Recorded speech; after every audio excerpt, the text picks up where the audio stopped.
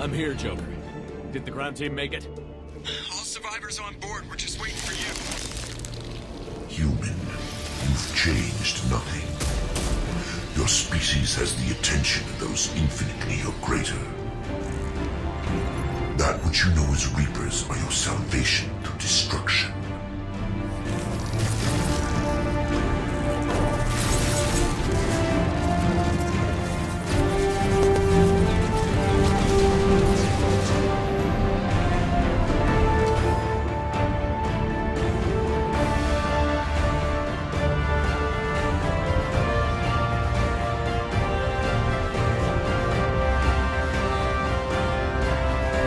In recent times, I've seen Mass Effect 2 come under quite a bit of criticism, sometimes even more so than in Mass Effect 3. We've already done a video on this channel about why we felt Mass Effect 3 sucked, and spoiler alert, it did actually suck a lot longer than getting to the suckiest of all sucky endings. And whilst Mass Effect 1 is a fantastic story and a great character-driven game, and a brilliant start to the series, Mass Effect 2 is absolutely the game that defined the trilogy. It was really the Empire Strikes Back in Star Wars, or the Red Wedding episode of Game of Thrones, the original Matrix for the Matrix trilogy, the Brock and Sindri, they're just joking.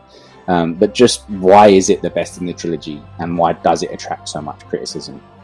So, released in 2010, 3 years after the original, it was a step up in terms of budget, scope, graphics, game mechanism, and all of this showed instantly. The intro cutscene introduces us to TV star Yvonne Strahovski, known for both Chuck and Dexter, and the legendary Hollywood actor Martin Sheen as the Elusive Man. This set a bar. The next scene, showing the destruction of the Normandy, was an evident setup graphically and showed real ambition in what BioWare wanted to do with this game.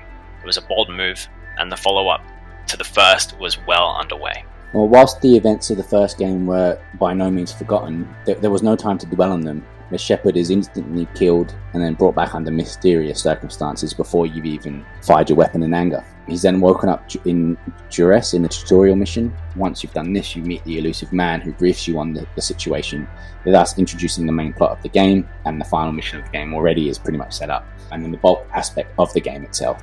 In short, you're preparing for a near impossible suicide mission with the need to recruit the best and most diverse squad in the Milky Way. Doesn't seem like much, but that's where the beauty of the game comes in. Naturally, Shepard, brought back from the dead after 2 years of experiments, wants to recruit his original Normandy crew. Whilst at some point you come across all who survived the events of the first game, the only two possible to actually recruit right away are Tali and Garrus, which are obviously two of the purest fan favourite picks. So let's get into a list of reasons why this is the best game of the series. Starting off with squad size, and this is by far the largest overall squad size possible in any of the games, including Andromeda. Just 2 returning squad members from the first game, which is Garrus and Tali. There's a lot of new characters to explore and learn, and to sort of grow to love. Not only this, but there are a number of new species available to recruit as well. So we can finally recruit a Salarian after meeting several during the first game. We've got a Drell in there, which we've never met before, and even a Geth, which were like the main enemies of the first game.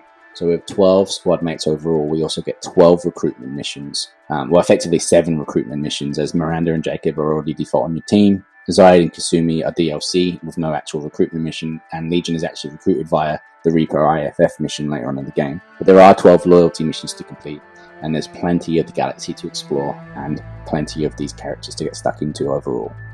RPGs, when successful, have deep lores and worlds, and deep, complex, realistic characters, and finally a large world to roam around in and explore. The original game satisfies the deep complexity to the characters, the rich back lore, and through clever usage of elevators and ambient music especially, a good world to explore. It was the perfect layup for a trilogy, but what the first game did, Mass Effect 2 picked up and ran away with. The characters are all in depth and had huge grey areas and room to grow and change, as opposed to the final piece. Each one seemed very much like a real-life person. Each had their own motivators, nuances, relationships to other characters, events, and lore elements. Each character seemed very real. Through each of these characters we get to learn new lore, new backstories, and all new things within the Mass Effect universe. There was really something for everyone amongst the squad. Whatever your playstyle, whatever your personality style, the Mass Effect 2 squad is the one for you. Not sure there might be no Rex, but there was a Grunt. And sure, Liara was only a squad mate for a DLC, but you did have Samara as another Asari. But whatever else you wanted from a Mass Effect squad mate, Mass Effect 2 really did give it to you. So in terms of location, The lore was expanded upon and learned about in Mass Effect 2 in a way that Mass Effect 1 couldn't quite get to. Likewise, whilst in Mass Effect 1 we really could only explore 8 world environments, which was Eden Prime, the Citadel, the Normandy, Feros, Therum, Niveria, Vermire, and Ilos, which is pretty impressive, especially for a 2007 game. Mass Effect 2 gave us double to triple this amount of locations to visit. Each main planet environment also featured multiple missions in which to truly squeeze out everything from each location. The range of different planet environments, the artwork, the ambience, and the overall feel of each location really pulled you in. From the cyberpunk-esque backdrop of Omega's apartment blocks to the techno-throb of its heartbeat Afterlife, and how each of the upper and lower levels had its own theme, all the way to the Coruscantian backdrop of the Asari colony of Ilium, as well as the post-apocalyptic nuclear wasteland of Tuchanka, just to name 3. Mass Effect 1 really promised us an amazing Milky Way full of life, but Mass Effect 2 delivered us that promise. Due to the increased budget, the developers could also flesh out locations much more. Whereas in Mass Effect 1, each side mission looked roughly the same models being used for the research facilities, to the point where after your second or third one, you've already learned how to navigate it blindfolded and earmuffed. Mass Effect 2 offered truly diverse stages with totally different buildings and different parts. It was quite simply what the first game couldn't afford to be just yet. Now, it obviously wasn't all totally positive. Use of the Citadel was low, both for storyline reasons and in terms of what you could actually explore. There's only like 4 levels of Zakira Ward, the Human Counselor's office, and then maybe two other spots like the factory that you go to for Garrus's loyalty mission. It did feel quite big and still seem beautiful when you could slow down and actually look and take it in rather than just running through to on a speed run. But quite understandably, there wasn't much Citadel, and therefore it did come under legitimate criticism in this case. But it still felt like the Citadel and had the feeling of being a world full of life, and I put it akin to like the Deus Ex games that were released in the mid 2010s with like hub worlds rather than massive areas to explore. It really still works to give depth to a world and make it more lived in and real. Many people talk about the Mako exploration in Mass Effect 1, and even Andromeda, which we'll touch on that in a minute. And whilst you might be able to see more different planets, it was a lot of cut and paste layouts and patterns. As mentioned before, with the underground facilities or research stations all having the same 2 or 3 layouts. This type of exploration is not better than the hub locations that Mass Effect 2 offered. Andromeda's exploration is probably the best of the whole Mass Effect franchise, but it wasn't a great game, so it goes amiss, unfortunately. More on that, the way that Mass Effect 2 fit these reasons into the story was quite amazing. In a sense, Mass Effect 1 was about Citadel space and hunting Saren, whereas ME2 was really about terminus systems and areas far from the reach of the Council. Hence more trips to Omega, to Ilium, and the vanishing human colonies. It's not necessarily that these are better locations to visit, but they are really fascinating as you can scratch beneath the glossy surface of the Milky Way. Even the Normandy had extra locations added and more things to do, whether it was chatting with the squad you were assembling, playing poker with your engineers, fetching better food supplies for the mess officer, or getting a Ceres Ice Brandy to knock back with the good old Dr. Chakwas. This was the Normandy at its absolute best. Even the coding to add in EDI reprimanding you for entering the wrong toilets was a novel little entry from BioWare there. So instead of spending 15 hours of your game time in the Mako, driving to locations where you would then get out and go into the similar environments, now it was firefights through the alleys of the Omega or the skyscrapers of Ilium. Something a bit more gritty and under the surface about this game. In terms of exploring the world and the lore, Mass Effect 1 was a 9 out of 10, but Mass Effect 2, at least for this, was absolutely a 10. Another area where is the best in the series is overall the ambient music. Now, we'll start this by saying the Mass Effect 1 ambient music is incredible, and we will get into that in a minute, but some of Mass Effect 2's ambience is just massively underrated. It's unspoken necessity for any game to really hit heights is the OST, is the official soundtrack. And when we do our reviews on this channel, although they're few and far between at the moment, it's one of our big driving factors to score the overall score. Games like Deus Ex that perfect this, Gears of War, Halo, Assassin's Creed, Jedi Fallen Order, The Witcher, Fable, Skyrim, God of War, and many more really hit this. And to the average gamer, you might even go unnoticed. You might not think about it because it's ambient music, but it's there and it makes a massive difference to your experience. Yeah, absolutely. Mass Effect 1 was one of the greatest games for the OST. The Galaxy Map theme, the Normandy theme, Upper Wards, Presidium, Feros, Niveria, Alutsk Valley, Saren. and my personal favorite as well, Port Hanshan on Noveria themes, just to name a few, are simply amazing. In fact, sometimes I think both of us can agree. We listen to some of the 1-hour ambient mixes and OSTs and can literally just meditate on those. Mass Effect 2 just took this and really ran with it and added a real plethora of more themes, like the Elusive Man's theme, separate themes mentioned on both the upper and lower levels of Afterlife on Omega, the loading page music, the collector ship theme, the suicide mission theme at the end, the end credits, the Kasumi music when you're on Beckenstein during her loyalty mission. Some of these are just some of the most awe-inducing ambient OSTs in all of gaming. Yeah, without beleaguering the point much further, the Mass Effect games, including Andromeda, absolutely nailed their OSTs. But for me, the sheer depth and difference in Mass Effect 2's OST definitely gives it the win here. So on to the enemies. So maybe the collectors themselves might not be for everyone, but at least on this channel, I think they're a great follow-up to Saren and Sovereign. We'll put them aside for now though and talk about the enemies throughout the game. And you had brand new enemies and enemy classes that either weren't in previous games or weren't fightable, if you like, at that point. So from the Vorcha to a Yarg in the Lair of the Shadow Broker DLC, and even a Human Reaper. Even the collectors along with the Scions or the cannon fodder mechs throughout the game were a real welcome change.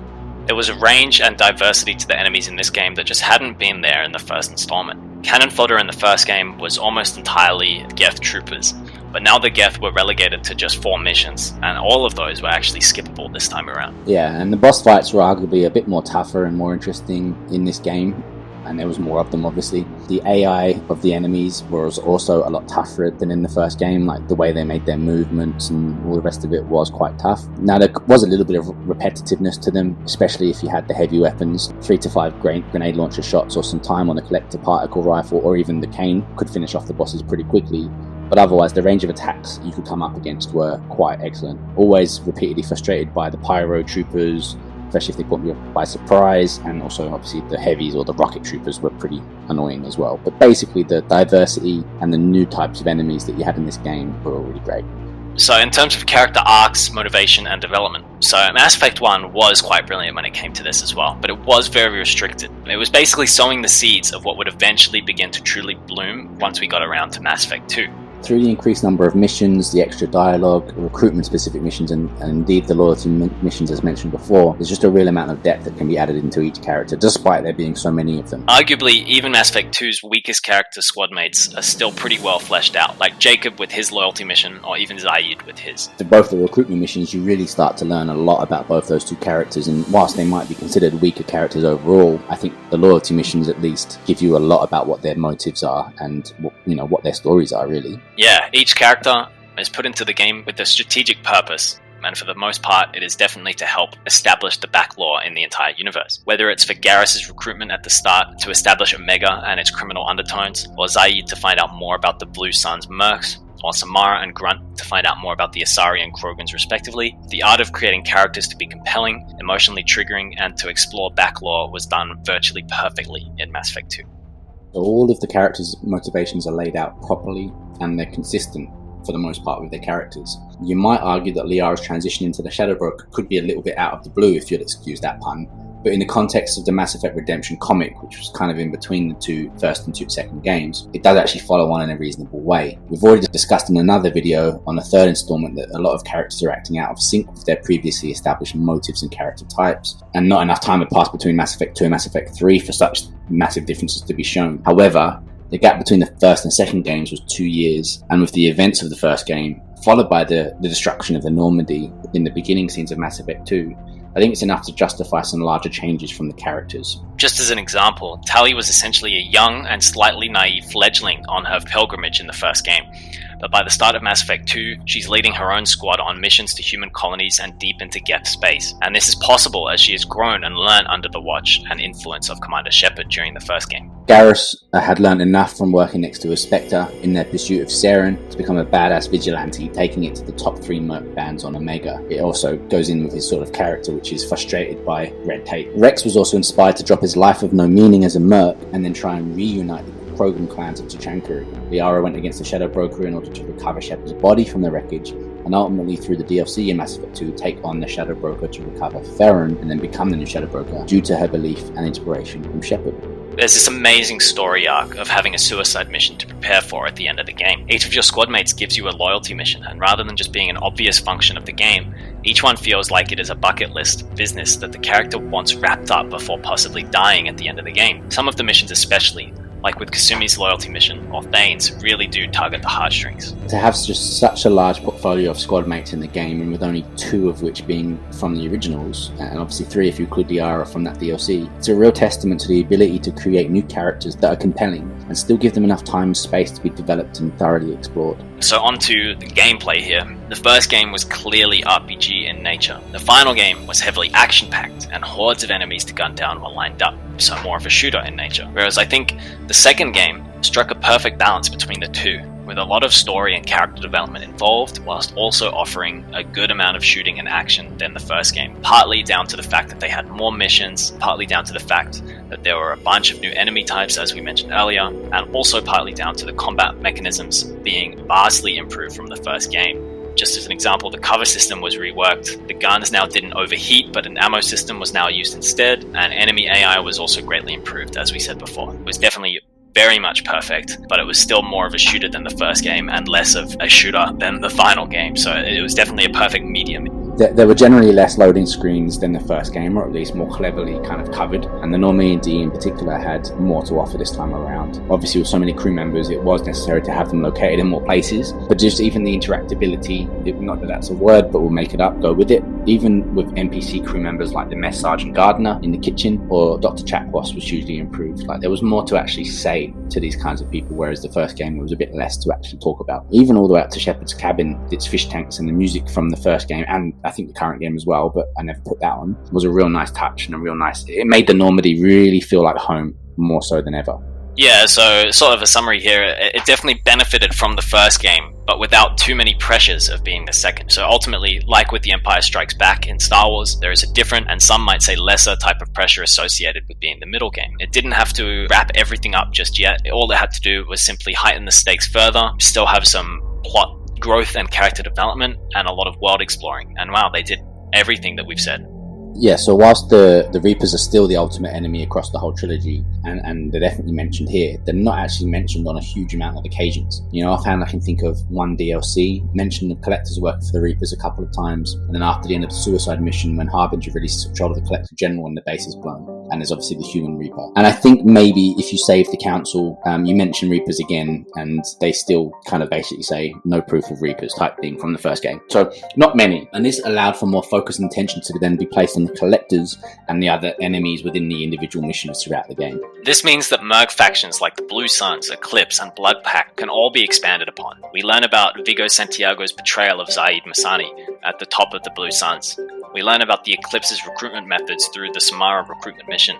And we learn about the Blood Pact through various missions, mostly Garrison Morden's recruitment missions, but also in some other side missions too. The first game was kind of this prim and proper Alliance Marine turned Council Spectre protecting the Citadel and Galaxy from a Reaper invasion, or originally from Saren's betrayal. Whereas this game was a bit more gritty in its way. Like you experienced the criminal underbelly of Omega and the Merc factions, but you also went to places like Ilion, which is just a slightly better version of Omega when it comes to, it's still just as criminal with slavery and whatnot. You go to Tuchanka, which is really a broken mess of a post-apocalyptic wasteland, as well as various other Terminus system planets for more missions. And what I didn't write in the script, but I'll mention now as well, is working for Cerberus, you find out about the dirty side of humanity, about Cerberus's kind of dodgy experimentation and how they're trying to bring humans up to the speed of other aliens as well, which you just wouldn't get in quite... I mean, there was one mission where, I think for Admiral Kahoku in the first game, where you do go to some Cerberus bases, but this is, really in-depth. This really gives this game a type of character that was not really able to be generated properly in the first or even third games due to their particular story requirements. Yeah, so sort of in conclusion and just wrapping up the video here, Mass Effect 2 was the first in the series that I know you had played, and it was the first one that you sort of showed me to get me into it before we started a fresh save on Mass Effect 1. It was instantly compelling and will always have a special place in both of our hearts for that reason. Not just in the context of Mass Effect, but in all of gaming, and hell, even in all of media. I think as both of us have played through more and more and consumed more content and researched lore, we've come to appreciate the first game as well, more and more. The first game is a true masterpiece as well in many ways, no doubt. Yeah, exactly. So the first game in many ways can be considered a superior game to the second game for sure. Yeah. However, when you take into account everything, not just what we talked about today, but just everything, Mass Effect 2 can nestle in there as the defining entry. You know, as mentioned at the start, The Empire Strikes Back to ME1, Star Wars / A New Hope. ME1 becomes a better game because of ME2, and ME2 takes the franchise from a really interesting concept to a truly legendary and possibly important piece of media in our time. I'm Commander Shepard, and this is my favorite store on the Citadel.